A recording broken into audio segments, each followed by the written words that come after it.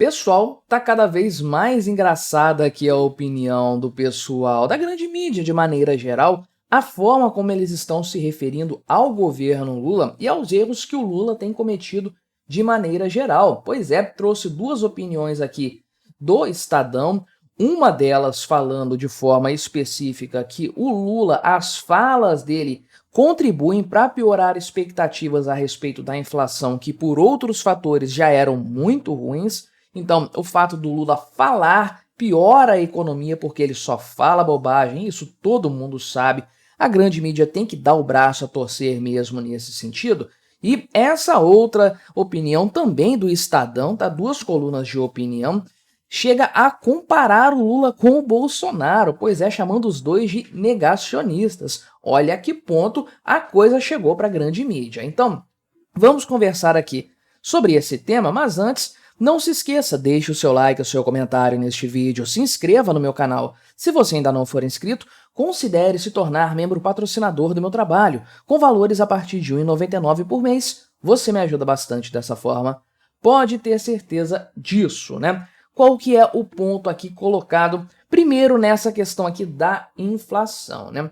Essa coluna diz o seguinte, primeiro faz um contexto a respeito dos valores estimados para a inflação nesse ano, que já atingem 4% de acordo com o Boletim Focus. Eu trouxe isso aqui no vídeo, que saiu na terça-feira, se não me engano, aqui no canal. Estou gravando na quarta, esse vídeo deve ir ao ar na quinta, dia 4 de julho, não é?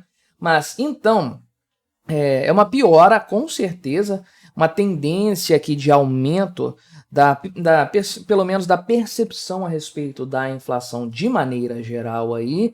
E aqui, né, eles colocam que essas previsões estão se deteriorando por outras coisas, por outros fatores também, né? Há a questão aqui internacional, né?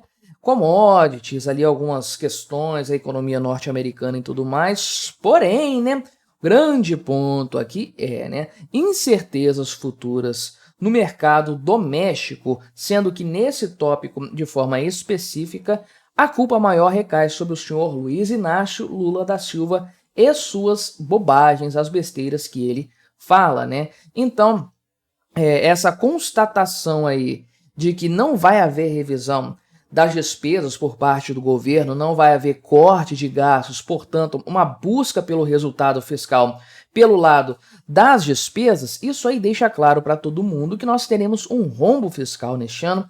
A meta estabelecida pelo arcabouço fiscal não vai ser cumprida e o déficit vai ser cavalar. E a partir daí todo mundo faz as previsões relacionadas à inflação e tudo mais, aquela continha básica que se faz quando se tem um cenário do tipo aí, né? Então, perceba que isso está bastante óbvio, diga-se de passagem, para todo mundo, com base naquilo que o Lula tem reiteradas vezes falado. E é importante frisar aqui uma coisa que eu nem tinha pensado, nem tinha feito, né, comparado uma coisa com a outra aqui, o pessoal do Estadão trouxe, que é o seguinte, que o Lula parou de fazer aquelas lives, ninguém assistia aquelas lives, essa é a verdade, né? Só que essas lives eram roteirizadas, tinha um esquema ali, tinha um âncora conduzindo o assunto para onde ele queria, que era o Marcos Uchoa, e ainda assim o Lula fazia bobagens, cometia bobagens, é claro, mas agora Lula começa a falar para rádios, para portais da internet aí, sem roteiro, de forma improvisada, e aí o caos fica completo, né? Ou seja, enquanto estava nas lives lá organizadas pela equipe do Lula, era um caos controlado. Agora é o descontrole total e aí o resultado nós estamos vendo aí. Então, né, a cada declaração do Lula, o dólar sobe. Aliás, o dólar caiu hoje na quarta-feira porque o Lula não falou nada. Impressionante, isso aqui demonstra clara e empiricamente que realmente o Lula era o problema dessa história, né? Então, o dólar dispara, as opções aí dos analistas também são mudadas com base nisso, aí o mercado fica louco, e aí depois o Lula fala, né, como se não tivesse culpa nenhuma, que não sabe o que está acontecendo, não, são os especuladores que estão fazendo o dólar subir, são os cretinos que ficam desvalorizando o real frente ao dólar, né? Faça-me o favor, né, Lula? Você sabe que você é o problema no final das contas aí, né? Inclusive mentindo, né?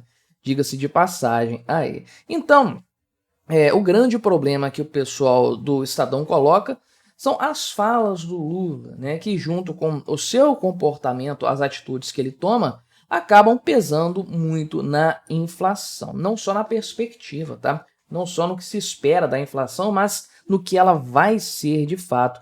Já falei inúmeras vezes aqui no canal, aumento da dívida pública leva à inflação. Em qualquer parte do mundo, em qualquer época da história, no Brasil não seria diferente. Agora, essa outra coluna vai além, muito mais divertida, diga-se de passagem, porque ela compara o Lula ao Bolsonaro, né? Olha que ponto chegou. Primeiro lugar, dizer que o Lula é igual ao Bolsonaro, discordo por completo. Obviamente o Bolsonaro é superior ao Lula enquanto presidente da República, assim, indiscutivelmente. Tem problemas do governo Bolsonaro incontáveis, né? Mas comparar com o Lula nem dá, nem tem como fazer essa comparação. A verdade é que nós temos percebido na mídia, nas redes sociais, em vários outros meios aí, temos percebido como os isentões que fizeram ele em 2022 para tirar o Bolsonaro, porque queriam o Bolsonaro fora da presidência da República, esses isentões estão agora nessa etapa da negação, vamos colocar assim, dizendo que os dois são iguais. Antes eles diziam que o Lula era superior ao Bolsonaro, porque não ia comprometer a democracia, sei lá, qualquer bobagem que eles quisessem inventar. Agora não. Eles falam que os dois são equivalentes. Então, é um negócio que eu discordo, não acredito que seja assim, muito pelo contrário, Bolsonaro é superior ao Lula em tudo, só que demonstra uma decepção, pelo menos, por parte dos isentões e como eles estão recalibrando os seus interesses políticos de maneira geral, né? Mas, então, aqui o ponto que é colocado para comparar os dois é no negacionismo, né? Falando aqui que o PT, não é o Lula exclusivamente, o PT como um todo, né? Renega a aritmética das contas públicas, assim como Bolsonaro renegava as vacinas. Então, querendo comparar o negacionista de vacinas com o negacionista fiscal, né? Com a diferença óbvia que você, ser o negacionista do ponto de vista das vacinas, não vai arruinar a economia do país. Aliás, não mudou nada. Nem sei se o Bolsonaro é negacionista disso não, tá? Mas a postura dele enquanto... a postura que você conhece bem a respeito do tema, não mudou absolutamente nada no país, é importante frisar, né? O pessoal Spernê não mudou nada. Todo mundo aí com 5, 50 doses de vacina sem problema nenhum.